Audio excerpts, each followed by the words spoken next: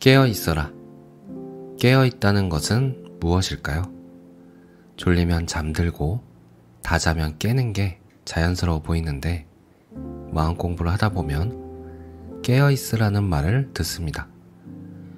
육체적인 잠에서 깨어나는 것을 말하는 것 같지는 않죠. 이 깨어남에 대하여 아디아시안티가 말합니다.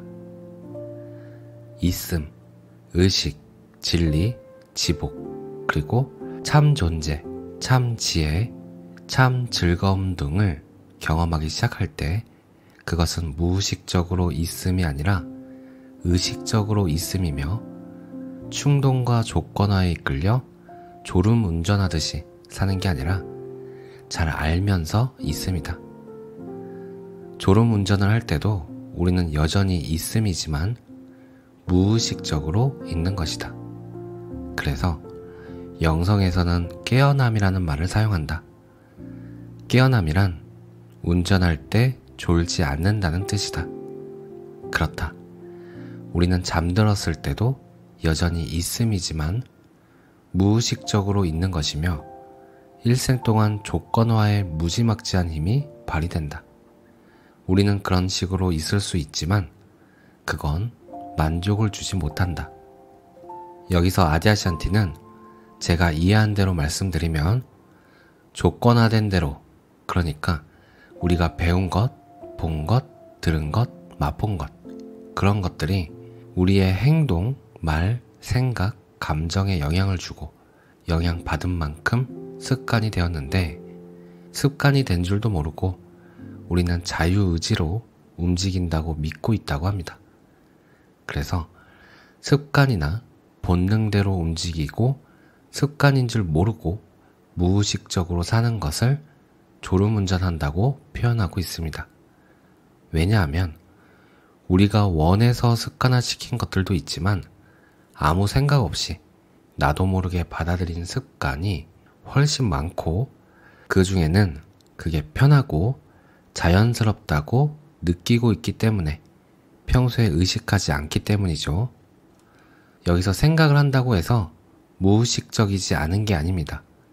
왜냐하면 생각도 습관처럼 하나의 패턴으로 움직이는 경우가 많고 의식하지 않아도 자동으로 생각이 일어나는 경우가 많기 때문이죠.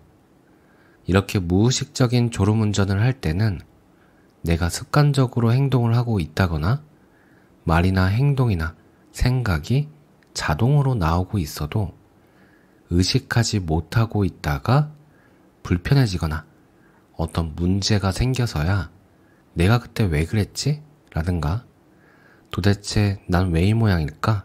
라든지 후회나 고통의 이유를 모른 채 그냥저냥 지나가게 됩니다. 하지만 깨어있는 상태에 있다면 이것이 완전한 깨어남은 아닐지라도 무의식적인 행동, 말, 습관, 생각, 감정들 중 일부를 아무 판단 없이 지켜볼 수 있게 됩니다. 그러면 원인을 알 수 없었던 반복적으로 일어나는 문제 해결을 위한 실마리가 하나둘 보이기 시작합니다. 그리고 반복적인 습관을 행동하려 할 때마다 그것이 무의식적인 습관이라는 것을 의식할 수 있게 됩니다. 의식은 할 수 있지만 바꿀지 안 바꿀지는 선택인 거죠. 이 의식할 수 있는 것들이 점점 넓어지는데 그만큼 더 많은 이해가 생기면서 이해는 사랑으로 바뀌는 경우가 자주 생기게 됩니다. 여기서 사랑의 표현 또한 선택인 것 같습니다. 보통 선물이나 포옹이나 감사의 말만이 사랑의 표현이 아니라 때론 침묵이나 행동일 수도 있고 욕이 될 수도 있습니다. 보이고 들리는 것에 사로잡히지 않는다면 회초리에 사랑이 있었음과 썩은 것이 거름이 되는 것을 이해하게 되는 것 같아요. 하지만 이것들은 단순히 깨어남을 비유로 보았을 때 저의 경험을 비추어 본다면 그렇다는 거지 깨어남이 어떤 것인지 저는 모릅니다. 아디아시안티의 말을 조금 더 들어보고 마무리하겠습니다. 우리가 있음을 취할 때 그것이 조건화된 있음이라면 많은 슬픔이 일어난다. 그런데 유감스럽게도 바로 그것이 대부분의 사람들이 탐구하는 방식이다. 그런데 있다는 것은 의식하는 것이고 이것이나 저것이라고 하지 않은 채 있는 것이고 자기의 있음의 근거를 경험하는 것이다. 그리고 그건 지극한 행복을 일으킨다. 진정한 본성의 이런 측면은 항상 명백하지 않고 특히 우리가 관념적 마음 혹은 감정적 몸에 빠져 있을 때는 모호하다. 관념과 감정은 사람들이 많은 시간을 보내는 두 가지 기준으로 일부 사람들은 관념적으로 치우쳐 있고 다른 사람들은 감정적으로 치우쳐져 있다. 양쪽 모두 장점과 약점을 가지고 있지만 나는 관념적 입장이나 감정적 입장에서 있음을 바라보지 않는다. 있음이란 그보다 근원적이고 더 근본적인 것이기 때문이다. 있음이란 진정한 토대가 되는 우리의 본성이다. 우리가 모든 것이며 동시에 무라는 것은 역설처럼 보이지만 그 모두에서 우리는 청정한 불심이고 순수하고 조건화되지 않은 의식이며 또한 모든 환경이다. 이는 우리가 만물과 하나라는 의미이고 우리가 만물과 함께 하나라는 뜻이 아니라 우리가 바로 만물이라는 뜻이다. 그러므로 우리는 모든 것이고 무이며 그것을 무엇이라고 부르려고 하든 또한 우리는 있음이다. 즉, 우리는 무인 있음이며 모든 것이 있음이다.